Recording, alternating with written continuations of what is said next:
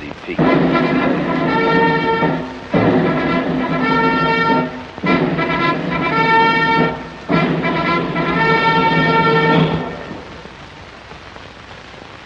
President, you raise your right hand. You, Harry S. Truman, do solemnly swear I, Harry S. Truman, do solemnly swear that you will faithfully execute the office of President of the United States that I will faithfully execute the office of President of the United States and will, to the best of your ability, and will, to the best of my ability, preserve, protect, and defend the Constitution of the United States. preserve, protect, and defend the Constitution of the United States. So help you God. So help me God.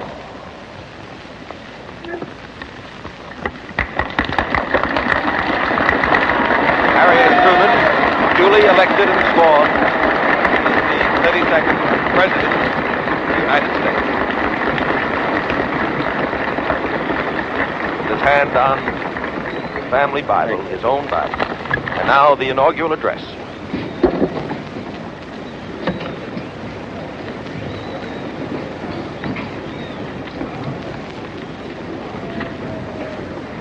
Mr. Vice President, Mr. Chief Justice, fellow citizens,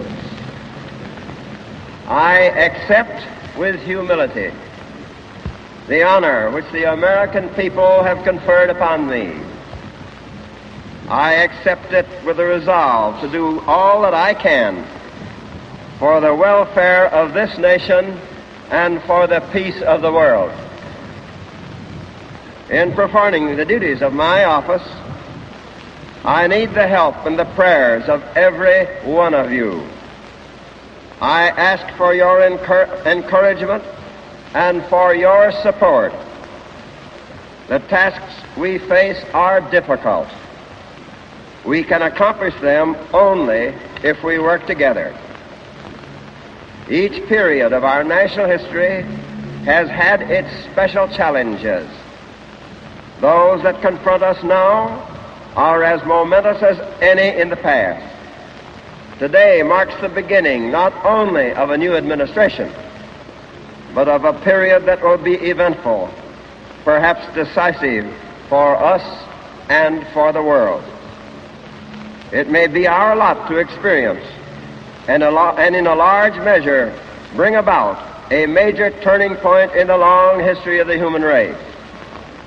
The first half of this century has been marked by unprecedented and brutal attacks on the rights of man and by the two most frightful wars in history. The supreme need of our time is for men to learn to live together in peace and harmony. The peoples of the earth face the future with grave uncertainty, composed almost equally of great hopes and great fears. In this time of doubt, they look to the United States as never before for goodwill, strength, and wise leadership. It is fitting, therefore, that we take this occasion to proclaim to the world the essential principles of faith by which we live and to declare our aims to all peoples. The American people stand firm in the faith which has inspired this nation from the beginning. We believe that all men have a right to equal justice under law and equal opportunity to share in the common good. We believe that all men have the right to freedom of thought and expression. We believe that all men are created equal because they are created in the image of God. From this faith, we will not be moved.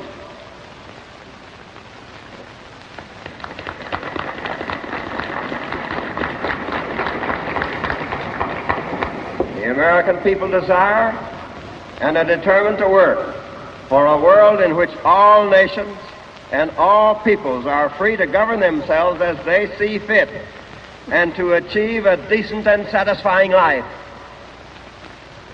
Above all else, our people desire and are determined to work for peace on earth, a just and lasting peace based on genuine agreement freely arrived at by equals.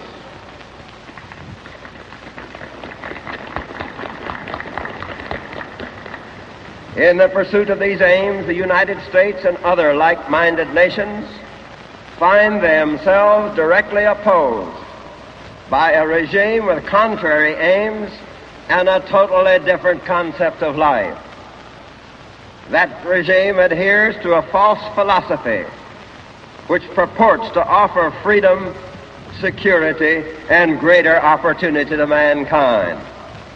Misled by that philosophy, many peoples have sacrificed their liberties, only to learn to their sorrow that deceit and mockery, poverty and tyranny are their reward. That false philosophy is communism. Communism is based on the belief that man is so weak and inadequate that he is unable to govern himself and therefore requires the rule of strong masters. Democracy is based on the conviction that man has the moral and intellectual capacity as well as the inalienable right to govern himself with reason and justice.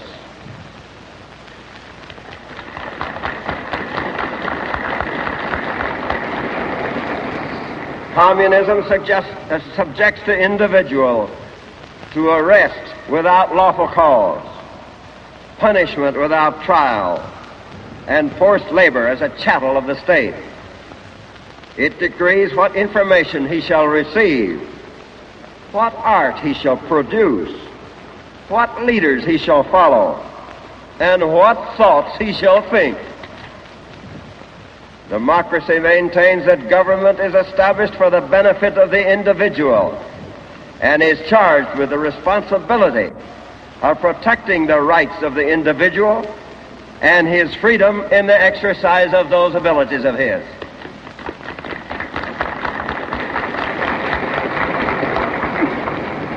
Communism maintains that social wrongs can be corrected only by violence. Democracy has proved that social justice can be achieved through peaceful change. Communism holds that the world is so widely divided into opposing classes that war is inevitable. Democracy holds that free nations can settle differences justly and maintain a lasting peace. The differences between communism and democracy do not concern the United States alone. People everywhere are coming to realize that what is involved is the material well-being, human dignity, and the right to believe in and worship God. I state these differences not to draw issues of belief as such, but because the actions resulting from the communist philosophy are a threat to the efforts of free nations to bring about world recovery and lasting peace. Since the end of hostilities, the United States has invested its substance and its energy in a great constructive effort to restore peace, stability, and freedom to the world. We have sought no territory. We have imposed our will on none. We have asked for no privileges that we would not extend to others. We have constantly and vigorously supported the United Nations and related agencies as a means of applying democratic principles to international relations. We have consistently advocated and relied upon peaceful settlement of disputes among nations. We have made every effort to secure agreement on effective international control of our most powerful weapon, and we have worked steadily for the limitation and control of all armaments. We have encouraged by precept and example the expansion of world trade on a sound and fair basis. Almost a year ago, in company with 16 free nations of Europe, we launched the greatest cooperative economic program in history. The purpose of that unprecedented effort is to invigorate and strengthen democracy in Europe so that the free people of that continent can resume their rightful place in the forefront of civilization and can contribute once more to the security and welfare of the world. Our efforts have brought new hope to all mankind. We have beaten back despair and defeatism. We have saved a number of countries from losing their liberty. Hundreds of millions of people all over the world now agree with us that we need not have war, that we can have peace.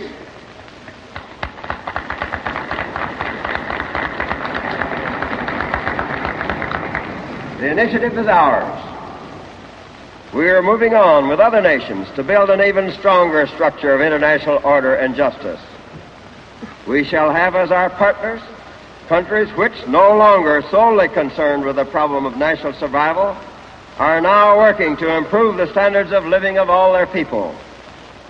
We are ready to undertake new projects to strengthen a free world. In the coming years, our program for peace and freedom will emphasize 4 major courses of action.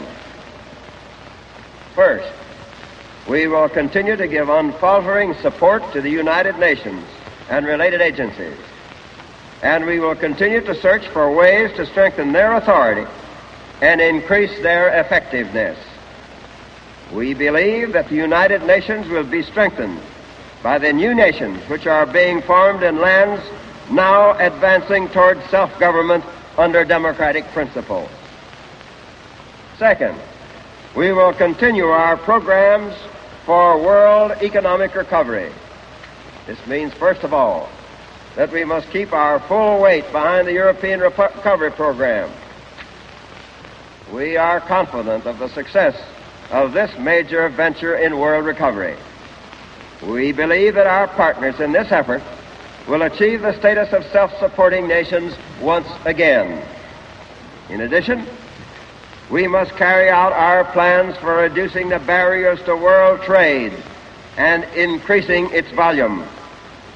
Economic recovery and peace itself depend on increased world trade. Third, we will strengthen freedom-loving nations against the dangers of aggression. We are working out with a number of countries a joint agreement designed to strengthen the security of the North Atlantic area. Such an agreement would take the form of a collective defense arrangement within the terms of the United Nations Charter. We have already established such a defense pact for the Western Hemisphere by the Treaty of Rio de Janeiro. The primary purpose of these agreements is to provide unmistakable proof of the joint determination of the free countries to resist armed attack from any quarter. Every country participating in these arrangements must contribute all it can to the common defense.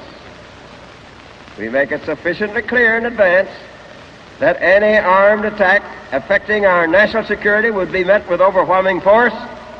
The armed attack might never occur.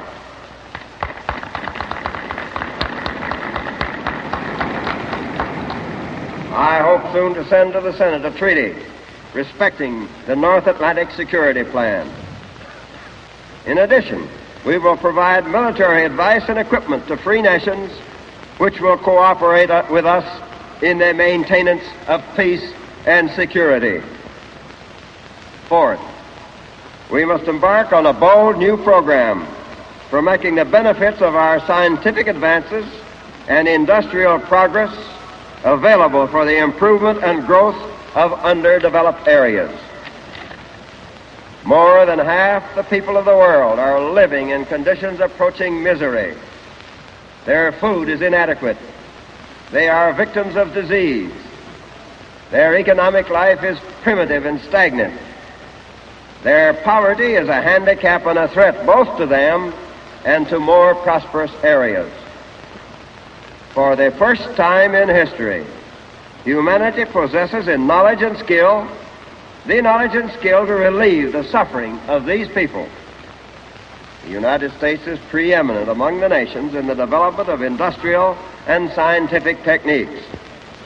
The material resources which we can afford to use for assistance of other peoples are limited, but our imponderable resources in technical knowledge are constantly growing and are inexhaustible. I believe that we should make available to peace-loving peoples the benefits of our store of technical knowledge in order to help them realize their aspirations for a better life. And in cooperation with other nations, we should foster capital investment in areas needing development.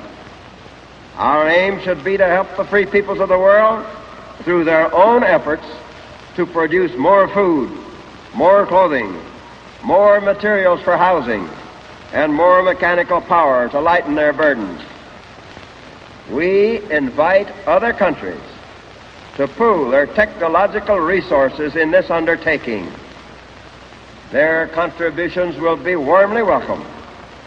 This should be a cooperative enterprise in which all nations work together through the United Nations and its specialized agencies whenever practicable. It must be a worldwide effort for the achievement of peace, plenty, and freedom.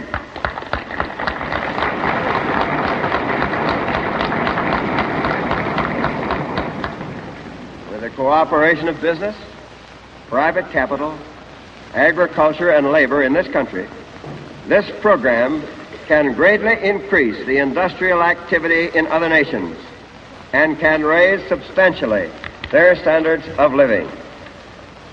Such new economic developments must be devised and controlled to the benefit of the peoples of the areas in which they are established.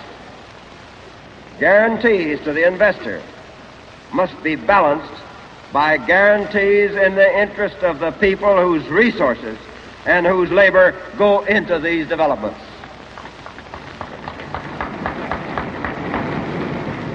The old imperialism, exploitation for foreign profit, has no place in our plans.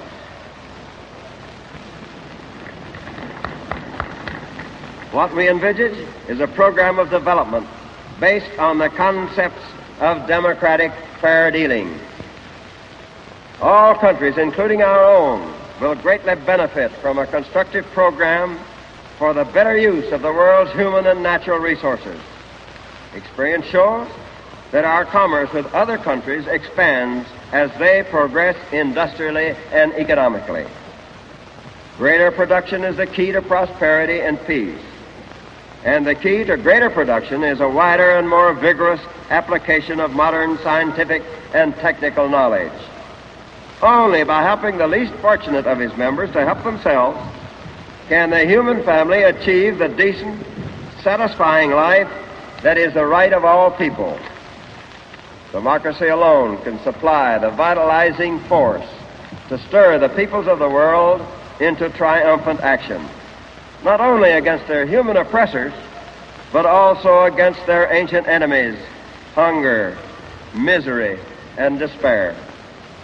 On the basis of these four major courses of action, we hope to help create the conditions that will lead eventually to personal freedom and happiness for all mankind.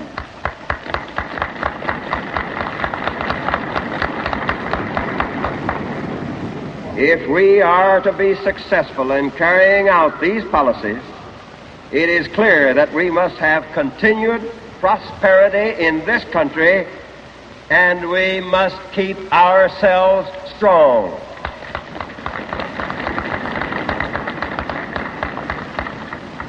Slowly but surely, we are weaving a world fabric of international security and growing prosperity.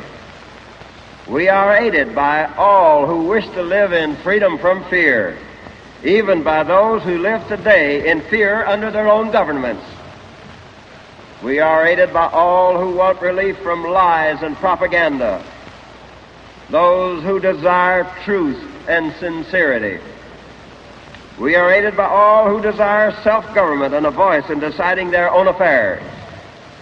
We are aided by all who long for economic security, for the security and abundance that men in free societies can enjoy. We are aided by all who desire freedom of speech, freedom of religion, and freedom to live their own lives for useful ends. Our allies are the millions who hunger and thirst after righteousness. In due time, as our stability becomes manifest, as more and more nations come to know the benefits of democracy and to participate in growing abundance, I believe that those countries which now oppose us will abandon their delusions and join with the free nations of the world in a just settlement of international differences.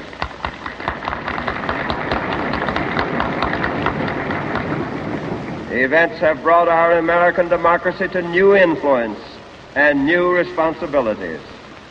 They will test our courage, our devotion to duty, and our concept of liberty. But I say to all men, what we have achieved in liberty, we will surpass in greater liberty. Steadfast in our faith in the Almighty, we will advance toward a world where man's freedom is secure. To that end, we will devote our strength, our resources, and our firmness of resolve. With God's help, the future of mankind will be assured in a world of justice, harmony, and peace.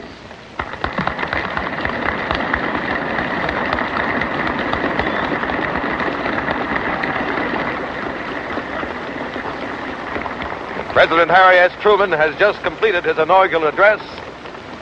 On the occasion of his inauguration, the 32nd President of the United States helped now into his overcoat and accepting congratulations from Vice President Barclay.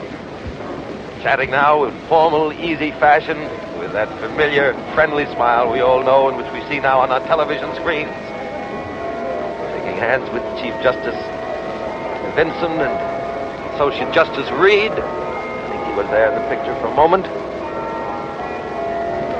And now starting the long series of handshaking, congratulations, and the applaud, cheers of the multitude, which will be his in increasing number throughout the day, a day which starts now from the East Portico of the Capitol with this inauguration ceremony completed, the inaugural parade and the inaugural ball. We're anticipating some action of the next 10 hours. Meanwhile, the action of the moment is that Harry Truman, standing there in the center of the presidential platform, is surveying the scene.